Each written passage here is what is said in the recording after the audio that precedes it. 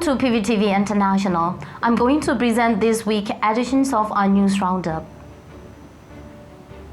Cabinet news: Acting President Duwa advocates pragmatism and unity in addressing public issues.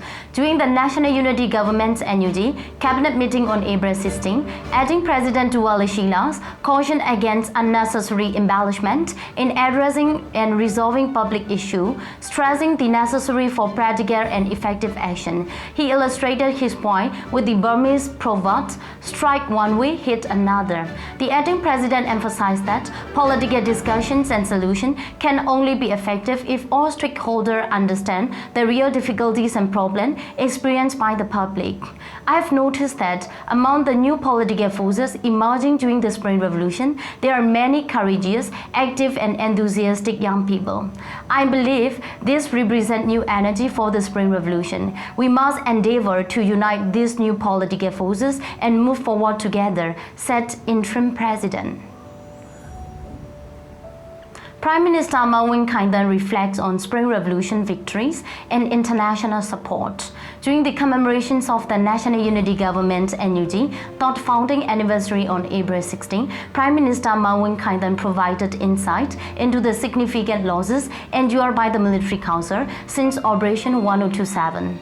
Notably, the deaths of high-ranking officers up to the rank of Brigadier General on battlefield represent an unprecedented setback for the military, underscoring the toll of the ongoing conflict. Moreover, Prime Minister Khaing highlighted that the strategic significance of recent victories, particularly the captures of border trick cities, as indicators of the advancing momentum of the Spring Revolution. This achievement not only demonstrate the resilience and determination of pro-democracy movement, but also signal the gradual weakening of the terrorist military council grips on power. In addition, the Prime Minister expressed gratitude for the unwavering support of the international community throughout the protracted struggle for democracy in Myanmar. Over the past 3 years, various nations and organizations have continued to stand in solidarity with the people of Myanmar, providing vital political backing and humanitarian assistance. The Prime Minister emphasized the importance of sustaining this support to bolster efforts aimed at dismantling the military dictatorship and establishing a federal democratic state. National Unity Government extends congratulations and solidarity to Duwa State on the 35th anniversary. On April 17, the National Unity Government NUG conveyed a congratulatory message to commemorate the 35th anniversary of the establishment of Duwa State. In the message, the NUG refrained its commitment to collaborating with the United Duwa State Party to dismantle the military dictatorship and establish a genuine federal union. The NUG emphasized that true national equality desired by ethnic communities, including the Duwa, can only be achieved once the oppressive military regime is entirely defeated. It reiterated its dedication to working alongside the United Duwa State Party in the fight against authoritarianism and the pursuit of a genuine federal union. Furthermore, the NUG expressed profound respect and gratitude to the United Duwa State Party and the Duwa State government for their steadfast protection and care for individuals who sought refuge in the Duwa Self-Administered Division during Operation 1027. This acknowledgement underscores the importance of solidarity and cooperation in ensuring the safety and well-being of all people affected by conflict and oppressions.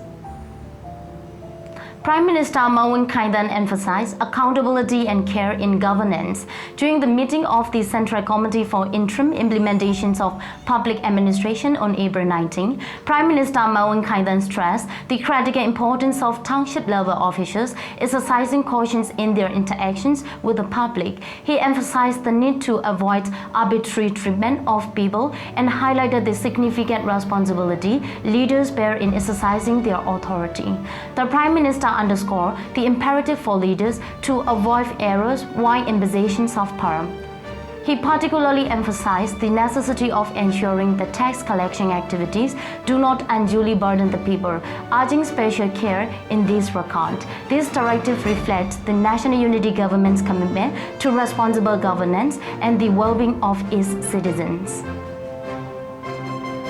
Ministry of Defense PDF strikes military Council's defense victory. The People's Defense Force PDF headquarters announced on April 17 that the revolutionary forces have successfully launched simultaneous attack on 20 strategic targets belonging to the terrorist military Council's number 21 Defense Industry Factory. This operation, carried out by PDF units from the National Unity Government number 1 military region, Magui Command, on April 16, came after the targets were identified and forwarded by the Central Command and Coordination Committee C3C, while the extent of damage inflicted upon the number 21 Defense Industry Factory is still under investigation. The operation is reported to have achieved its objective, according to PDF headquarters. The attack involved various units, including Magui Division Drone Unity and Combat Teams from different districts such as Pakogu, number 1, number 4, number 5, number 8, number 11, and number 19, Gango, number 3, number 5, number 6, and 13, Magui number 1, and the Kempulaji unit. National Unity Government forces intercept and neutralize 20 military council officers.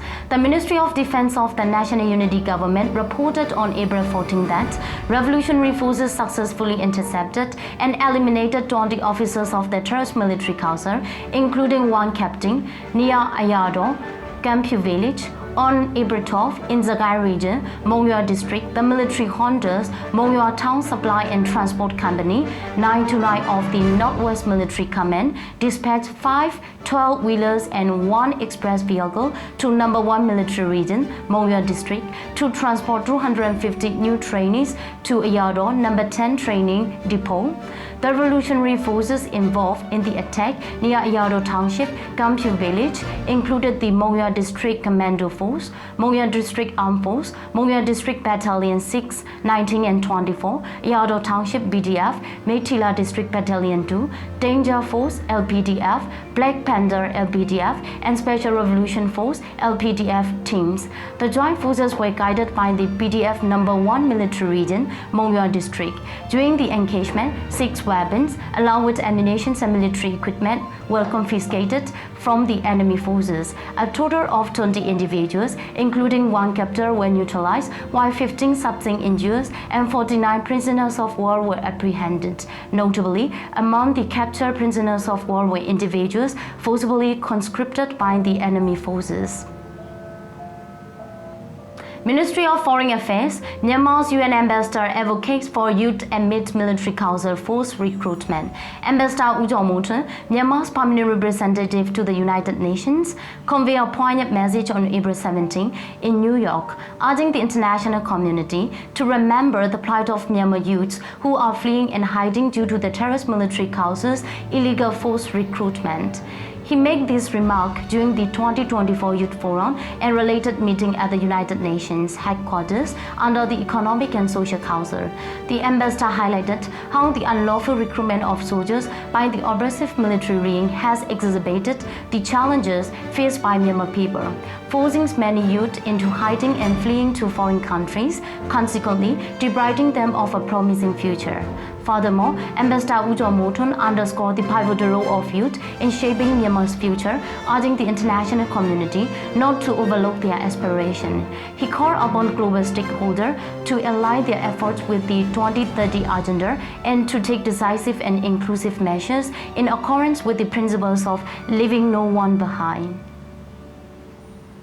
Ministry of Humanitarian Affairs and Disaster Management, Anti-Coup Committee donates 50 million just to aid displaced people through National Unity Government. The Anti-Coup Committee announced on April 17 that 50 million just raised from the Going Home Revolutionary Dinjan event held in Bupyeong, Republic of Korea, have been donated to support people displaced by conflict. The funds were transferred to the National Unity Government's Ministry of Humanitarian Affairs and Disaster Management. According to the ministry, the donated funds will be utilized to provide shelter and food assistance to displaced individuals in the regions of Chaoji, Shuijin, Nadalin, and Tandabin. This contribution reflects the solidarity and support extended by the international community to alleviate the suffering of those affected by the ongoing crisis in Myanmar. Ministry of Home Affairs and Immigration, People's Defensive War claims lives of nearly 30 military council members. In response to the terrorist military council's relentless violence suppression, arrests, and killings of civilians since its coup, the People's Defensive War is being waged as means for the entire populace to defend themselves and ensure their survival. The Ministry of Home Affairs and Immigration of the National Unity Government announced on April 15 that almost 30 members of the terrorist military council were killed, with 25 sustaining injury within a single day of conflict. This development underscores the escalating tensions and the determinations of the people to resist the oppressive regime's actions. Military Affairs Summary of third week of April 2024. During the third week of April 2024, a series of attacks targeted strategic military installations across Myanmar, including the Defense Services Academy DSA, Air Force bases, and a weapons factory. The Pyongyang DSA sustained damage from 107mm missile strike with prior missile launches by the Mandalay PDF, indicating the terrorist military council's failure to secure vital military institutions. Similarly, the number 21 Defense Industry Factory in Sekpu Township, Mogui region, was designated as a strategic target and came under attack by revolutionary forces directed by the Central Command and Coordination Committee (C3C), resulting in both missile and drone assault. In Mandalay Division, the Raoul Air Base faced attack from multiple revolutionary forces, including the Freedom Revolution Force, Khaing PDF, and Chausa Revolution Army, utilizing both 107mm and 90mm missiles. Additionally, the Nambao Air Base in Nyingma, Kachin State, was targeted by the Northern Brothers People Defense Force (MBPDF) with 10 107mm missiles. This attack highlights the increasing frequency and severity of offensive by People's Defense Forces and revolutionary groups on crucial military infrastructure such as military university, air force bases, and weapons factories. Such assault not only diminished the military junta's ability to defend strategic targets, but also pose a threat to its real strategic asset, undermining its capacity to sustain prolonged conflict. The Mandalay People's Defense Force (PDF) announced the seizure of a military base near Pyongyang DSA on April 15, located in Tayakong Village, Nangchu Township. This seizure resulted in the confiscations of over 40 small arms, 260mm mortars, and substantial quantity of ammunition. Furthermore, a military convoy consisting of 70 vehicles destined to deliver food to Chin State was forced to turn back near Pauk Township on March 22nd due to the intercepted attacks by revolutionary groups. Consequently, control of the area now rests with public defense groups, severely limiting the military junta's ability to transport essential supplies to frontline bases via land routes. Let's see what do we have for our weekly rounded news in coming weeks. Thanks for watching PVTV International.